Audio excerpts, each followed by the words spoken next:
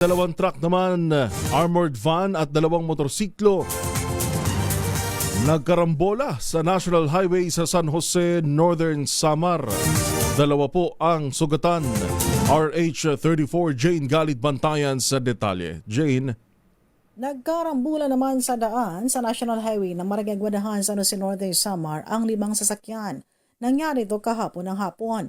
Dalawa dito ay truck, armored van at dalawang motorsiklo. Dalawa ang sugatan, ang driver at angkas ng nasabing motorsiklo. Ayon sa PNP, magkasunod sa isang direksyon ang dalawang truck na minamaniho ng parehong residente ng Calbayog City sa Samar, armored van na minamaniho naman ni alias Sonny, 51 taong gulang, residente ng Barangay Hiratag sa Northern Samar. Samantala, nasa hiwalay naman na direksyon ang dalawang motorsiklo na isang MC Honda Click, minamaniho ni alias Mero, 25 taong gulang, kolektor at residente ng Barangay Magwapas, Southern Leyte.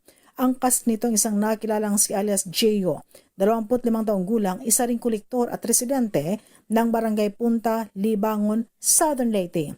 At ang MC Yamaha Meo na minamaniho naman ay isang nakilalang si alias Berto, 32 taong gulang, kolektor at residente ng Barangay Santa Rita, Alin, Northern Samar.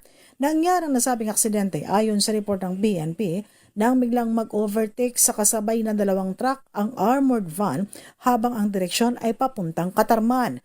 Ngunit nang mag-overtake ito, nasagi naman ang kasabay na dalawang truck kung saan pakurbadang daan at sinalpok ang kasalubong na dalawang motorsiklo.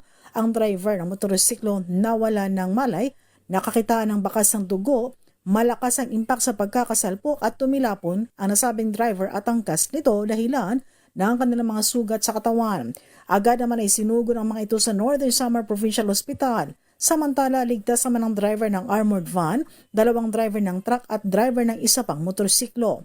Ang sangkot ng mga sasakyan at ang mga driver ay dinala sa San Jose Municipal Police Station para sa tamang disposisyon at patuloy na iniimbestigahan ng mga pulis ang nasabing vehicular accident. Mula sa Aksyon Radyo Katarman, RH34 Jane Galit Bantayan ng DCRH. Una sa Pilipinas, una sa Pilipino. Maraming salamat, Jane.